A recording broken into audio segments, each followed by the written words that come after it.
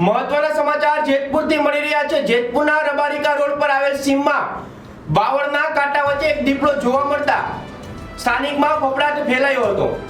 દીપડાની હાલત જોઈને પહેલા એવું લાગ્યું હતું કે તે બીમાર છે, પરંતુ તે હલનચલન કરી શકતા ન હોવાથી સ્થાનિકે તાત્કાલિક વન વિભાગને જાણ કરી હતી।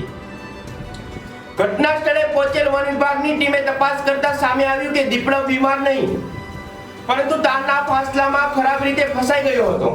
દીપડાને સુરક્ષિત બહાર કાઢવા માટે જૂનાગઢ શકરબાગ પ્રાણી સંગ્રહાલયની સ્પેશિયલ ટીમની મદદ લેવામાં આવી હતી। રેસ્ક્યુ ટીમે અત્યંત સાવચેતીપૂર્વક દીપડાને ઇન્જેક્શન આપીને બેહોશ કર્યો હતો અને ત્યારબાદ તેને તારમાંથી મુક્ત કરાવ્યો હતો। હાલ આ દીપડાને પ્રાથમિક સારવાર માટે જૂનાગઢ ખસેડવામાં આવ્યો છે। આવા સમાચાર જોવા માટે જોતા રહેજો સત્ય સમર્પણ ન્યૂઝ। નમસ્કાર।